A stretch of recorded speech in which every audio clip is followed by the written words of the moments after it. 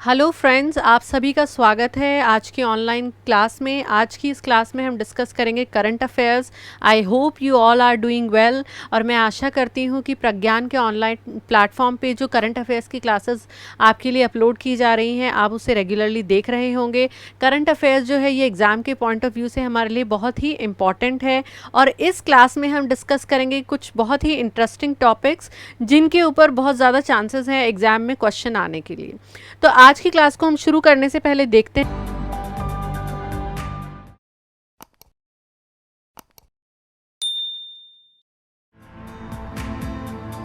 कि आज हम किन टॉपिक्स के ऊपर डिस्कशन करने वाले हैं।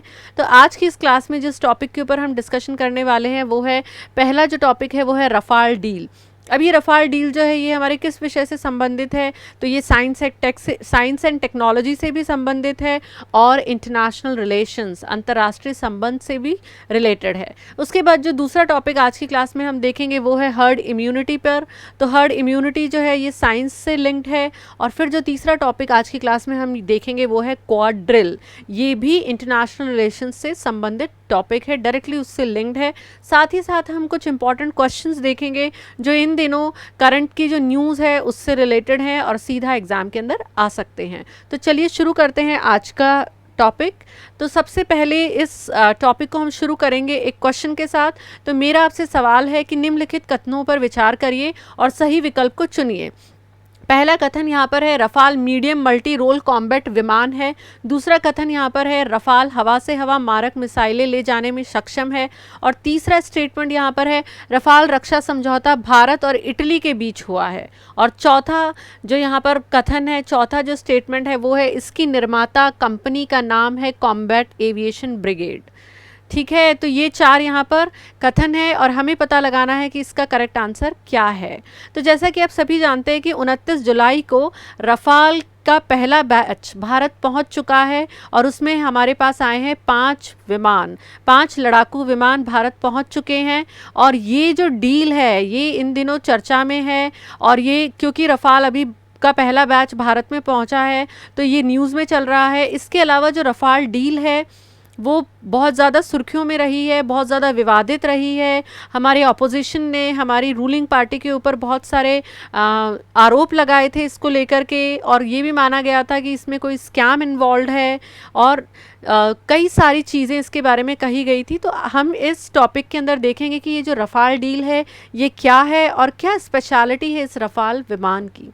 ठीक है, तो हम चलते हैं आगे और हम इस क्वेश्चन का आंसर ढूंढने की कोशिश करते हैं और देखते हैं कि इन स्टेटमेंट्स में से कौन सा स्टेटमेंट करेक्ट है।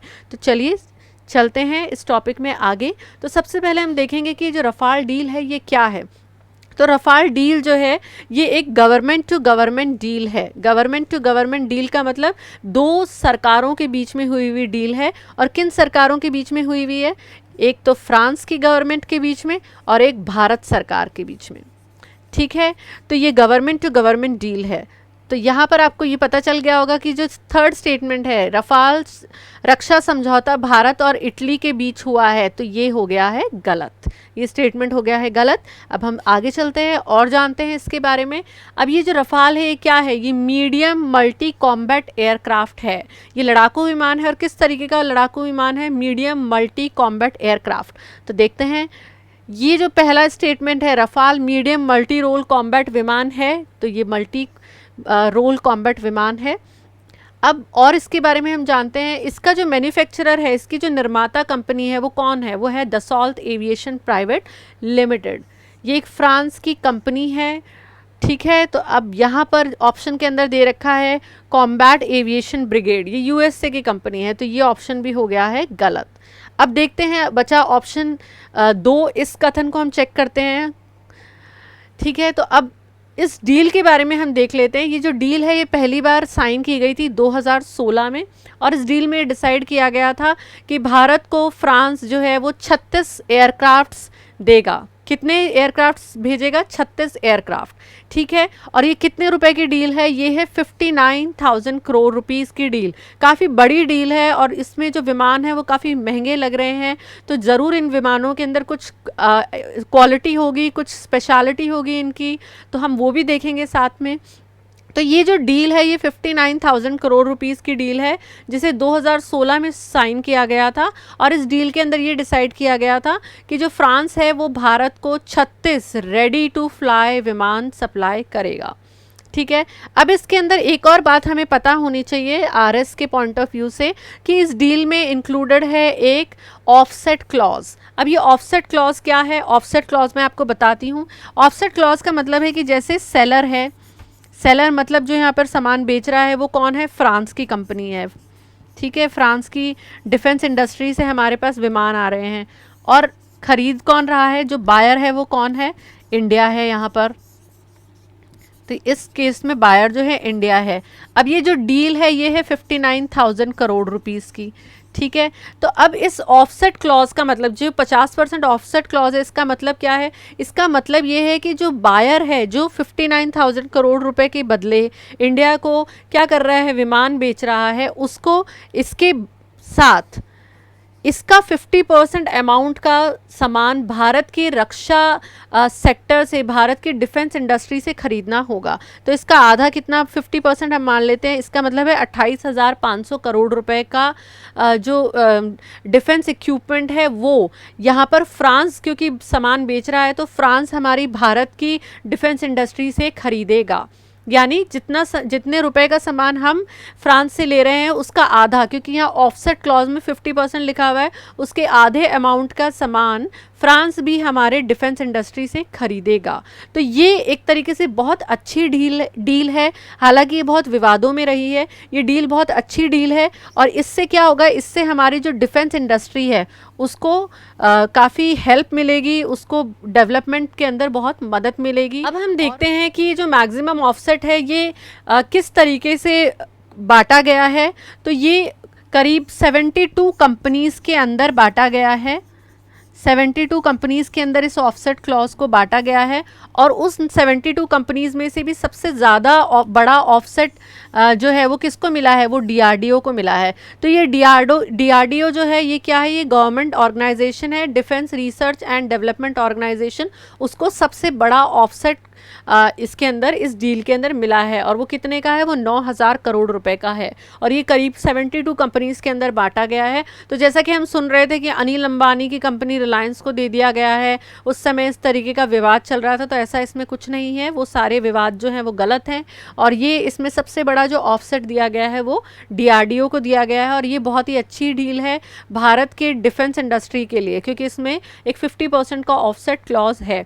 तो ये इस डील के बारे में मुख्य बातें थी। अब हम आगे चलते हैं और देखते हैं कि इस रफाल विमान की क्या क्वालिटीज़ हैं, किस तरीके से ये हमारी इंडियन एयरफोर्स को शक्तिशाली बनाएंगे। तो देखते हैं इसके बारे में कुछ इंपॉर्टेंट फैक्ट्स। तो ये जो विमान है 36,000 फीट से लेकर 50,000 फीट तक उड़ान भरने में सक्षम है। इसके साथ ये 2 मिनट में 50,000 फीट पर पहुंच जाता है। तो ये फैल्कन बर्ड की तरह है और बहुत ही शक्तिशाली विमान है, और ये हमारी एयरफोर्स को बहुत ज़्यादा शक्तिशाली बनाने वाला है। इसके अलावा इसमें और क्या क्वालिटीज़ हैं? ये 3,700 किलोमीटर की रेंज तक कवर करता है, मतलब इसकी जो रेंज है वो है 3,700 किलोमीटर्स। इसके अलावा इसकी जो रफ्तार है वो बताई जा रही है कि 2,222 किलोमीटर प्रति घंटा इसकी रफ्तार है। तो ये काफ़ी तेज़ है, इसकी स्पीड बहुत फास्ट है। इसके अलावा ये बहुत ही छोटे रनवे से उड़ान भरने में भी सक्षम है। और इसकी क्या क्वालिटीज़ हैं? ये 15,590 गैलन ईंधन एक साथ ले जाने की क्षमता रखता है। इसके अलावा ये हवा से हवा में मारक मिसाइलें ले जाने में सक्षम है। तो आई होप हमें पता चल गया है कि एक स्टेटमेंट उस क्वेश्चन के अंदर जो है वो करेक्ट है, वो है ये वाला। ठीक है, कि रफाल जो है वो हवा से हवा में मारक मिसाइलें ले जाने में सक्षम है। तो इसका आंसर हो गया, इसका करेक्ट आंसर हो गया ऑप्शन सी। 1 और 2 दोनों कथन जो है वो सही है। अब हम आगे चलते हैं और देखते हैं इसकी क्या क्वालिटीज़ है। इसके अलावा रफाल एक बार में 2,000 समुद्री मील तक उड़ सकता है। तो आप देख सकते हैं कि बहुत ही एडवांस टेक्नोलॉजी, बहुत ही उन्नत टेक्नोलॉजी के ऊपर बेस्ड विमान है, काफ़ी स्ट्रॉन्ग है। इसकी जो क्वालिटीज़ हैं वो भी आपने जानी, और हमें अब इससे आइडिया लग ही गया है कि इसकी क्या स्पेशलिटीज़ है और क्यों ये इतने महंगे हैं। अब हम आगे चलते हैं और देखते हैं नेक्स्ट टॉपिक जो हम यहाँ पे डिस्कस करने वाले हैं। तो यहाँ पर एक क्वेश्चन है, भारत ने यूरोपीय संघ के साथ वैज्ञानिक सहयोग समझौते को कितने साल के लिए नवीनीकरण करने की घोषणा की है? तो ऑप्शन ए है 7 साल, बी है 8 साल, और सी है 3 साल, और डी है 5 साल। तो इसका करेक्ट आंसर क्या है देखते हैं। तो ये जो समझौता है जिसका नवीनीकरण करे जाने की घोषणा की गई है 5 साल के लिए, ये कब की गई है ये घोषणा? तो ये की गई है 15th शिखर सम्मेलन में। 15वां जो शिखर सम्मेलन हुआ है किसके बीच में? भारत और ईयू के बीच में, इसके अंदर इसकी घोषणा की गई है। 15th जो एनुअल मीट है उसके अंदर इसके ऊपर घोषणा की गई है। और कितने साल के लिए इसको नवीनीकरण की बात की गई है? 5 साल के लिए, तो 2025 तक के लिए। ठीक है, अब इसमें हमें ये भी पता होना चाहिए कि इसके जो अध्यक्ष हैं वो कौन है। तो भारत की तरफ से जो नेतृत्व कर रहे थे वो थे भारत के प्रधानमंत्री श्री नरेंद्र मोदी जी। तो मैं यहाँ पे लिख देती हूँ पीएम। तो भारत की तरफ से इस डील का नेतृत्व जो है जो कि इस शिखर सम्मेलन में भारत का जो नेतृत्व किया है वो किया है श्री नरेंद्र मोदी जी ने। और ईयू की तरफ से जो नेतृत्व किया गया था, ईयू की तरफ से कौन यहाँ पर इसको लीड कर रहा था?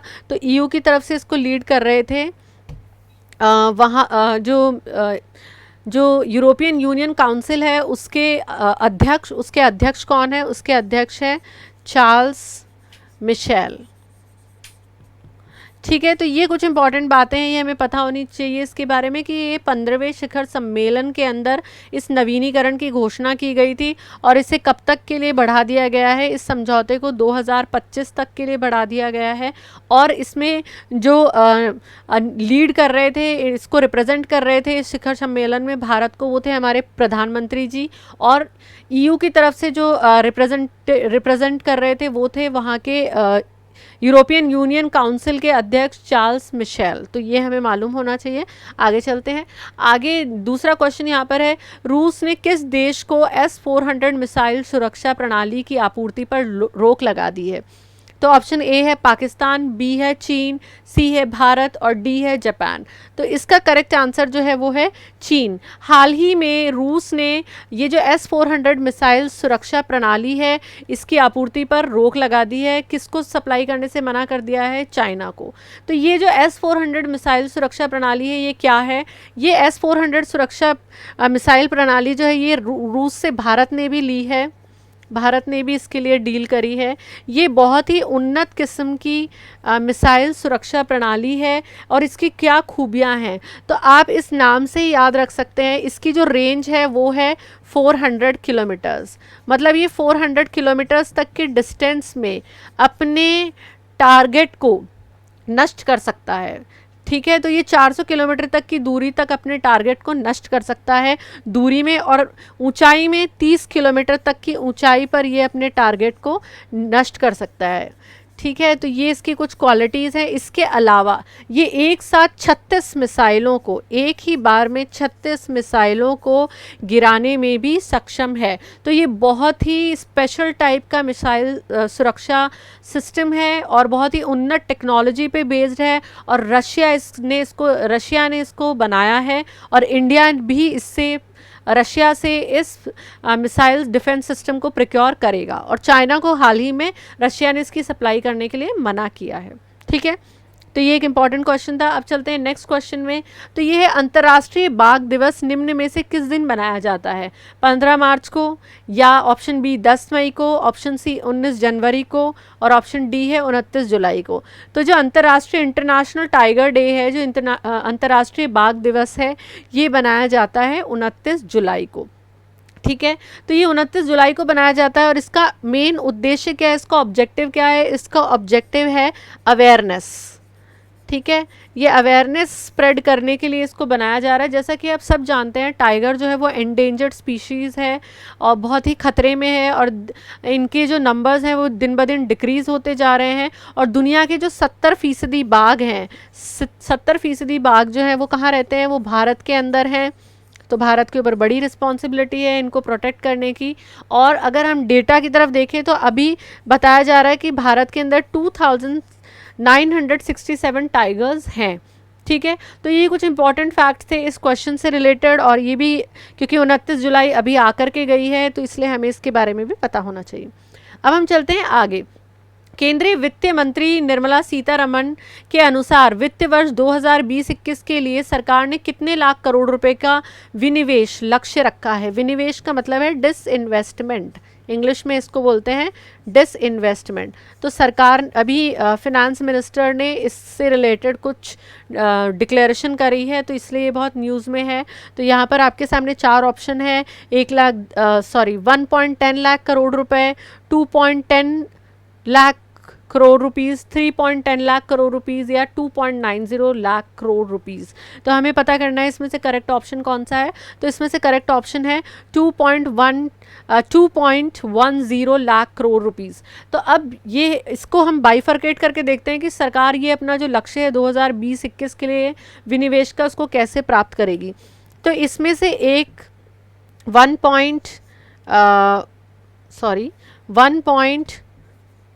1.20 लाख करोड़ रुपीज़ जो है सरकार क्या करेगी, सरकार के जो PSUs हैं उनका डिसइन्वेस्टमेंट करेगी। ठीक है, तो 1.20 लाख करोड़ रुपीज़ जो है सरकार अपनी PSUs का डिसइन्वेस्टमेंट करके पूरा करेगी, और उसके बाद 90 लाख करोड़ रुपए जो हैं इसको सरकार कैसे इस लक्ष्य को पाएगी, जो सरकार के अलग अलग फिनेंशियल इंस्टीट्यूशंस में वित्तीय संस्थानों के अंदर भागीदारी है, उन शेयर्स को बेच करके सरकार इस लक्ष्य को पूरा करेगी। तो हमें यहाँ पे 2 बातें पता होनी चाहिए, एक तो अपने PSUs का, पब्लिक सेक्टर अंडरटेकिंग्स का डिसइन्वेस्टमेंट करेगी टारगेट पूरा करने के लिए, और दूसरा सरकार की जो अलग अलग वित्तीय संस्थानों में, बैंकों में, इंश्योरेंस कंपनीज़ के अंदर, इनमें जो सरकार के जो शेयर्स हैं उनको बेच करके सरकार जो है इस लक्ष्य को पूरा करेगी। अब चलते हैं आगे। तो अब यहाँ पर नेक्स्ट क्वेश्चन ये है, भारत और किस देश ने 27 जुलाई 2020 को रक्षा उद्योग और प्रौद्योगिकी साझा करने समेत कई क्षेत्रों में रणनीतिक सहयोग को बढ़ाने का संकल्प व्यक्त किया है? Nepal, option A, option B चीन, option C Pakistan, option D Indonesia. तो इसका करेक्ट आंसर है इंडोनेशिया। ठीक है, अब इससे रिलेटेड हमें एक इम्पॉर्टेंट बात ये पता होनी चाहिए, थोड़ा सा इसकी जोग्राफिकल लोकेशन के बारे में आइडिया होना चाहिए। ये भारत है, ठीक है, और ये वाला हिस्सा है म्यांमार और जो साउथ ईस्ट कंट्रीज़ हैं उनका वाला मैप है ये। तो यहाँ पर है हमारे अंडमान निकोबार आइलैंड्स। तो अंडमान एंड निकोबार आइलैंड्स के पास ये वाला जो हिस्सा है समुद्र में, ये है अंडमान सी। तो ये जो अंडमान सी है, यहाँ पर इंडोनेशिया और भारत अपनी समुद्री सीमा को साझा करते हैं। तो ये चीज़ हमें मालूम होनी चाहिए। अब चलते हैं हम आगे नेक्स्ट क्वेश्चन की तरफ। भारत सरकार ने चीन पर एक और डिजिटल स्ट्राइक करते हुए कितने ऐप्स पर प्रतिबंध लगा दिया है? ऑप्शन ए है 50, ऑप्शन बी है 55, ऑप्शन सी है 65, ऑप्शन डी है 47। तो हाल ही में आपको सबको पता है, जब लद्दाख के अंदर भारत और चीन की सीमा पर टेंशन चल रही थी, और जो भारत का जो प्रोजेक्ट है मेक इन इंडिया जो इनिशिएटिव है, उसको प्रमोट करने के लिए भारत सरकार जो है वो चाइना के जो प्रोडक्ट्स हैं उन पर अपनी डिपेंडेंसी को कम करने के लिए इसमें भारत सरकार ने एक पहल करी थी, जहां पर उन्होंने चाइना के जो ऐप्स हैं उनको बैन कर दिया था। और ये हुआ था जब हमारे भारत और चाइना के बीच में जो लद्दाख सीमा पर टेंशन चल रही थी उस समय, तब भारत ने पहले स्टेप में तो 59 ऐप्स पर, चाइना की 59 ऐप्स पर क्या लगा दिया था, प्रतिबंध लगा दिया था, जिनको भारत में यूज़ किया जा रहा था। अब इन ऐप्स के ऊपर प्रतिबंध लग चुका है।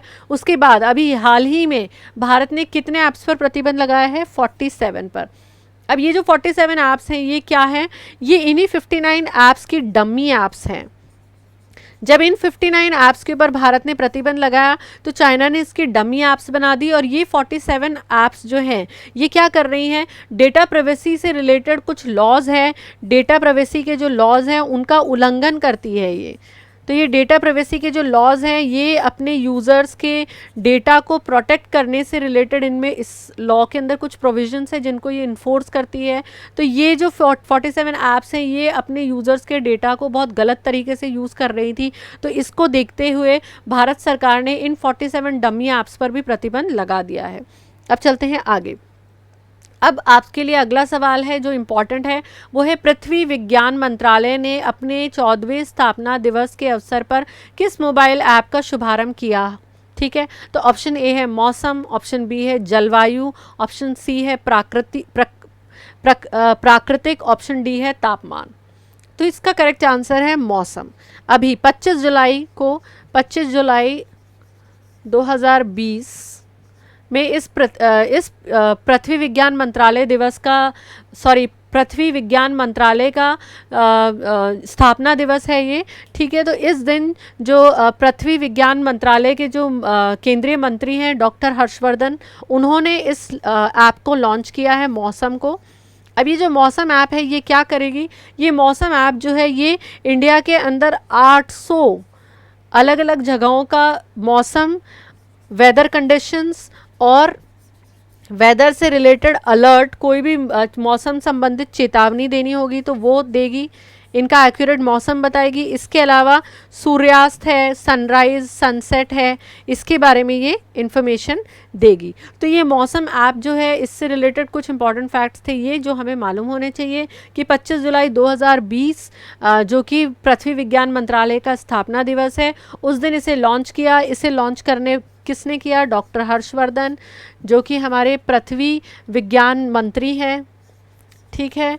तो इन्होंने इसे लॉन्च किया और ये 800 जगह का अभी अपने पहले फेज़ के अंदर ये 800 अलग अलग प्लेसेस का भारत में टेम्परेचर बताएगी, वेदर कंडीशंस के बारे में बताएगी और इम्पॉर्टेंट अलर्ट्स देगी।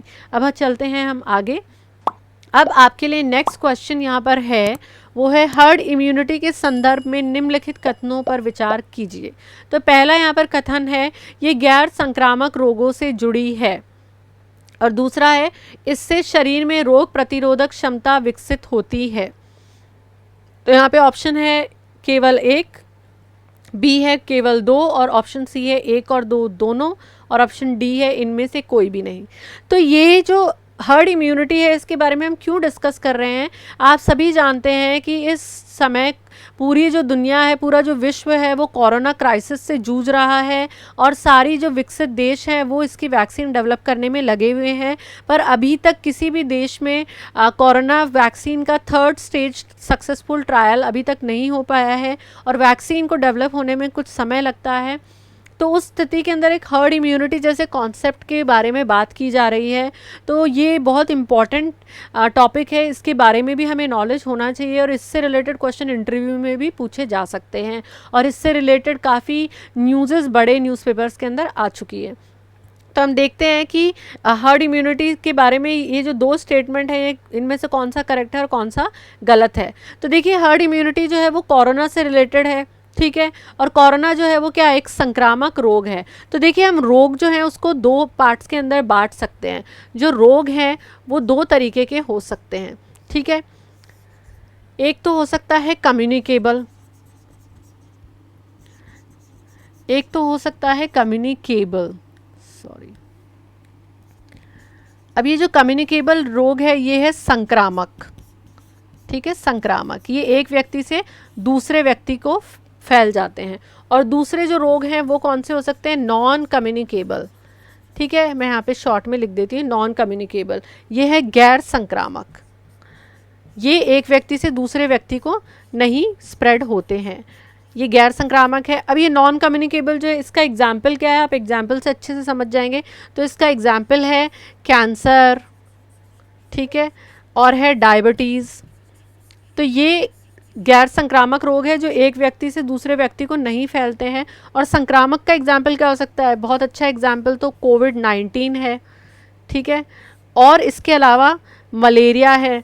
तो ये जो कम्युनिकेबल डिजीज़ हैं ये एक व्यक्ति से दूसरे व्यक्ति को फैल जाते हैं, ठीक है, तो इसको हम बोलते हैं संक्रामक। अब ये फैलेंगे कैसे, या तो हवा के माध्यम से, या पानी के माध्यम से, या contact, human to human contact हो रहा है, या जानवरों के थ्रू ये फैल सकते हैं, ठीक है। तो जो हर्ड इम्यूनिटी है ये गैर संक्रामक रोगों से संबंधित नहीं है। ये किससे रिलेटेड है, ये संक्रामक रोगों से रिलेटेड है, ये संक्रामक रोगों से जुड़ी हुई है। तो ये वाला कथन तो हो गया है गलत, पहला ऑप्शन तो हो गया है, पहला जो स्टेटमेंट है वो हो गया है गलत। अब हम जब हम हर्ड इम्यूनिटी के बारे में बात कर रहे हैं तो हमें ये भी पता होना चाहिए कि इम्यूनिटी क्या होती है। तो जो इम्यूनिटी है उससे बोलते हैं रोग प्रतिरोधक क्षमता। तो आपको नाम से ही पता चल रहा है कि जो रोग प्रतिरोधक क्षमता है हमारे शरीर में, ये क्या करती है, ये हमारे शरीर को रोगों से बचाती है, जिसे हम इंग्लिश में इम्यूनिटी भी बोलते हैं।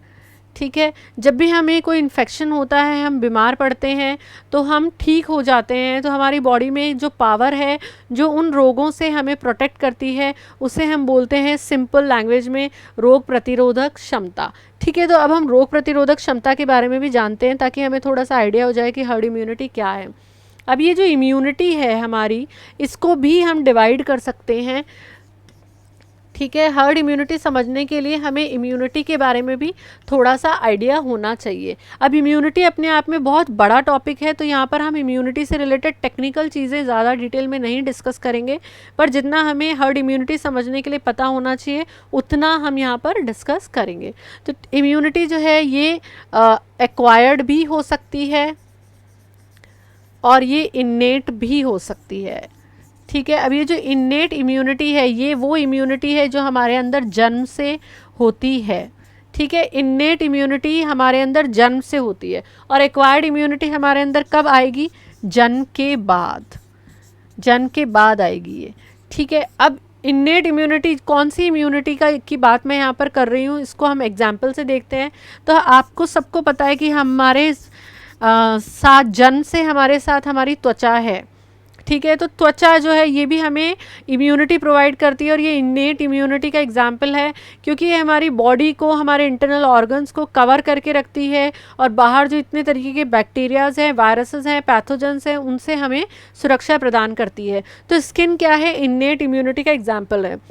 इसके अलावा हमें आता है बुखार। आपने देखा होगा बहुत छोटे बच्चे जो जस्ट पैदा हुए होते हैं उनको भी फीवर आता है, तो फीवर भी अपने आप में क्या है, इन्नेट इम्यूनिटी का एग्जाम्पल है। तो ये फीवर जो है ये हमें क्यों आता है, जब भी हमें इन्फेक्शन होता है तो हमारा जो शरीर है, हमारी जो इम्यूनिटी है वो क्या करती है, हमारे शरीर के तापमान को बढ़ा देती है। तो शरीर का तापमान बढ़ने से क्या होगा, अगर हमारे शरीर में वायरसेस हैं, बैक्टीरियाज हैं, तो ये क्या होंगे, उन बढ़े हुए तापमान की वजह से स्वतः ही मर जाएंगे। तो ये दोनों ही एग्जाम्पल है इन्नेट इम्यूनिटी का। अब है एक्वायर्ड इम्यूनिटी, जो जन्म के बाद हम विकसित करते हैं। तो ये किस तरीके की इम्यूनिटी है इसके बारे में भी हम देखते हैं। तो ये भी दो प्रकार की हो सकती है, एक तो हो सकती है नेचुरल, ठीक है, जो हम अपने आप डेवलप कर रहे हैं, और एक हो सकती है आर्टिफिशियल, ठीक है, कृत्रिम। अब ये आर्टिफिशियल को हम पहले देखते हैं। आर्टिफिशियल क्या है, मतलब ये अपने आप हम में विकसित नहीं हो रही है जन्म के बाद, इसे हम आर्टिफिशियली अपने अंदर डेवलप कर रहे हैं। तो इसका बहुत अच्छा सा एग्जाम्पल है वैक्सीन। बचपन से लेकर के अब तक हमें बहुत सारे टीके लगाए जाते हैं, वैक्सीन्स हैं, मेडिसिन है, ये दी जाती है। तो ये क्या करती है, ये आर्टिफिशियल इम्यूनिटी को हमारी बॉडी के अंदर डेवलप करती है। ठीक है, तो ये जो जैसे आपने सुना होगा पोलियो की वैक्सीन होती है, चिकन पॉक्स की है, मिजल्स की है, रुबेला की है, कई सारी डिजीज़ की, हेपेटाइटिस की, इन सारे डिजीज़ की वैक्सीन्स हमें दी जाती हैं। तो ये वैक्सीन्स दे करके हमारे अंदर क्या पैदा किया जाता है, आर्टिफिशियल इम्यूनिटी को पैदा किया जाता है। इसके अलावा नेचुरल इम्यूनिटी क्या है, तो नेचुरल इम्यूनिटी को आपको बहुत ध्यान से समझना है, इसी को समझने से आपको हर्ड इम्यूनिटी अच्छे से समझ में आएगी। नेचुरल इम्यूनिटी क्या है, इसको समझने के लिए मैं थोड़ा इसको इरेज कर देती हूँ और अब हम देखेंगे ये जो नेचुरल इम्यूनिटी है, नेचुरल एक्वायर्ड इम्यूनिटी है, ये क्या है। देखिए, जब भी कोई हेल्दी पर्सन है, स्वस्थ इंसान है, जब भी वो इन्फेक्ट होता है, ठीक है, उसको इन्फेक्शन हो गया है, अब वो इन्फेक्ट कैसे हो सकता है, पैथोजन्स, हम वायरसेस और इन सबको इस पैथोजन की कैटेगरी में एक साथ मैं पैथोजन कह रही हूँ यहाँ पे। तो उसको इन्फेक्शन होगा, इन्फेक्शन होने के बाद क्या होगा, थोड़े समय तक उसमें कुछ लक्षण आएंगे, हो सकता है जैसे कि कोविड का ही हम एग्जाम्पल ले लेते हैं।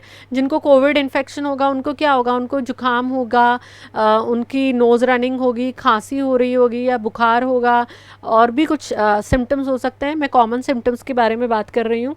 फिर उसके बाद उनका ट्रीटमेंट चलेगा, ठीक है, और अगर उनकी वैसे नेचुरल इम्यूनिटी बहुत अच्छी है तो ट्रीटमेंट के बिना ही वो क्या होंगे, वापस हेल्दी हो जाएंगे।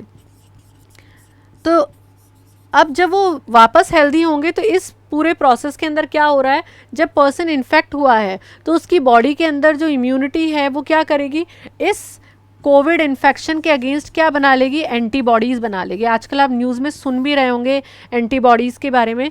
तो वो कोविड इन्फेक्शन जब उस पर्सन को होगा तो उसकी बॉडी क्या करेगी, एंटीबॉडीज़ बनाएगी इस कोविड के अगेंस्ट, और ये एंटीबॉडीज़ इस कोविड को ख़त्म कर देगी, इस कोविड वायरस को शरीर में मार देगी। तो ये जो एंटीबॉडीज़ बनी है किसी पेशेंट के अंदर जब वो इन्फेक्ट हुआ है डिजीज़ से, ये क्या कर रही है, ये उसकी नेचुरल एक्वायर्ड इम्यूनिटी को डेवलप कर रही है।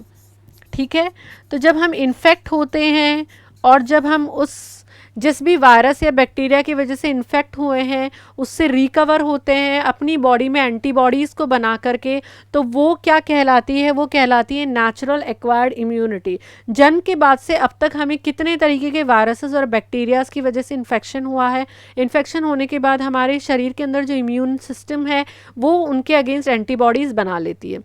ठीक है, तो ये जो एंटीबॉडीज़ है इसकी मेमोरी फिर हमारे इम्यूनिटी के अंदर, इम्यून सिस्टम के अंदर रहती है, और जब दोबारा कभी वो वायरस और बैक्टीरिया हमारे शरीर में प्रवेश करता है तो हमारी ये जो एंटीबॉडीज़ की मेमोरी है, ये जो एंटीबॉडीज़ हैं ये वापस उस वायरस को आसानी से ख़त्म कर देती हैं। ठीक है, तो ये हमारी एक्वायर्ड नेचुरल इम्यूनिटी है। ठीक है, तो अब हर्ड इम्यूनिटी जो है वो इससे जुड़ा हुआ है इस एंटीबॉडीज़ से। तो हर्ड इम्यूनिटी क्या कहता है, पहले हम उसकी परिभाषा की तरफ देखते हैं। किसी समाज या समूह में कुछ प्रतिशत लोगों में रोग प्रतिरोधक क्षमता के विकास के माध्यम से किसी संक्रामक रोग के प्रसार को रोकना क्या कहलाता है, हर्ड इम्यूनिटी। इसका मतलब क्या है कि जब सिंपल भाषा में अगर हम देखें तो जब किसी जनसंख्या के अंदर एक बड़ा प्रतिशत किसी इन्फेक्शन से, किसी रोग से संक्रमित हो जाए और उस रोग से संक्रमित होकर के जब वो ठीक होते हैं तो उनमें बन जाती हैं एंटीबॉडीज़। तो इस तरीके से वो सारे मिलकर के क्या डेवलप कर लेते हैं, अपने अंदर हर्ड इम्यूनिटी डेवलप कर लेते हैं। ठीक है, तो ये सिंपल सा कॉन्सेप्ट आपको आई होप समझ में आया होगा। तो ये कब होगा, जब एक बड़े लेवल के अंदर बड़े परसेंटेज में किसी पॉपुलेशन के लोग इन्फेक्ट हो जाएंगे। ठीक है, अब उसमें ये होगा जैसे कोविड के अंदर आप सभी जानते हैं कि जिनकी इम्यूनिटी अच्छी है वो ठीक हो जाते हैं। ठीक है, ये किन के लिए ख़तरनाक है, जो ब्लड प्रेशर के पेशेंट हैं या डायबिटीज़ के पेशेंट हैं उन लोगों के लिए ये ख़तरनाक हो सकता है। अदरवाइज़ जैसे जो यंग लोग हैं जिनको कोई दूसरा हेल्थ इशू नहीं है और लंग्स से रिलेटेड या इस तरीके की कोई प्रॉब्लम नहीं है, वो आसानी से इस कोविड से ठीक हो जाते हैं। तो ये कोविड जो है इसकी भी कोई वैक्सीन नहीं आई है और ये बहुत स्पीड से फैल रहा है।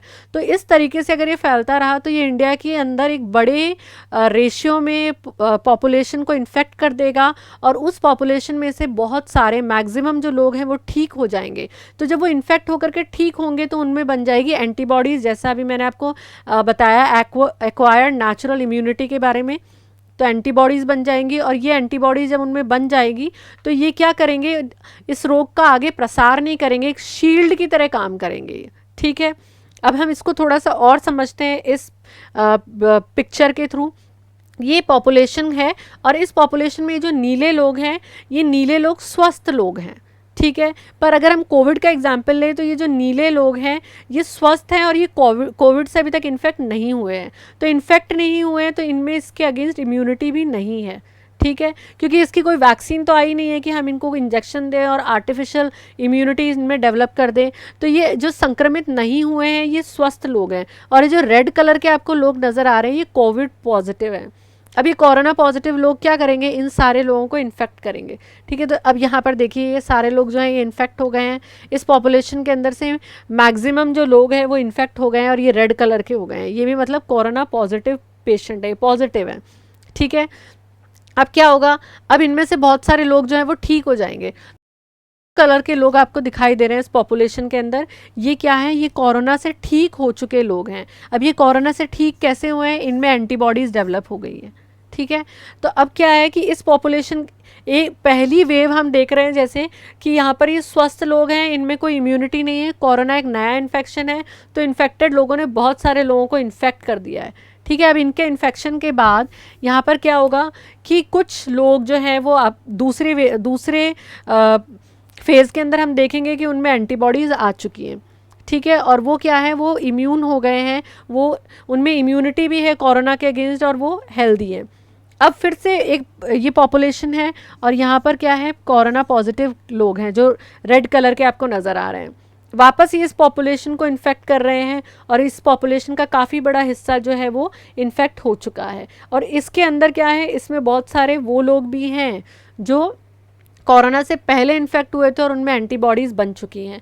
इस तरीके से ये जो प्रोसेस है ये चलता जाएगा और फिर उस पॉपुलेशन के अंदर जो बहुत बड़ी संख्या के अंदर लोग होंगे वो कौन से होंगे, वो लोग होंगे वो जो कोरोना से इन्फेक्ट हो चुके हैं और ठीक हो चुके हैं और उनमें बन गई है एंटीबॉडीज़। तो फिर वो शील्ड की तरह काम करेंगे, क्योंकि जैसे ही कोई कोरोना पॉजिटिव पेशेंट है, आप देखो ये चारों और वो लोग हैं जो हेल्दी हैं, इनमें एंटीबॉडीज़ हैं, तो ये आगे इसको स्प्रेड नहीं होने देंगे।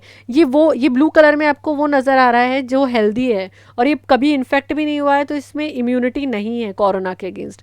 लेकिन ये रेड कलर का जो इंसान है ये आगे इसको नहीं, जो कोरोना पॉजिटिव है वो आगे इसको स्प्रेड नहीं कर पा रहा है, क्योंकि अब इस जनसंख्या के अंदर बड़ा प्रतिशत उन लोगों का है जो इन्फेक्ट होकर के ठीक हो चुके हैं। तो ऐसे जो लोग हैं, ये जो इम्यूनिटी है इसको क्या बोलते हैं, हर्ड इम्यूनिटी। ठीक है, तो आई होप यहाँ तक आपको समझ में आया होगा। तो अब हम चलते हैं आगे और अब हम डिस्कस करेंगे क्वाड ड्रिल के बारे में। ठीक है, और क्वाड ड्रिल के बारे में हम डिटेल में चर्चा करेंगे नेक्स्ट क्लास में। आई होप यहाँ तक आपको ये जो टॉपिक्स हमने डिस्कस किए ये समझ में आए होंगे और ये करंट के लिए बहुत ही इम्पॉर्टेंट है। तो आप ध्यान लगा करके इनका रिविज़न करिएगा, नोट्स बनाइएगा और अब हम मिलेंगे नेक्स्ट क्लास में जहाँ पर हम डिस्कस करेंगे क्वाड ड्रिल के बारे में डिटेल में। Okay, thank you so much.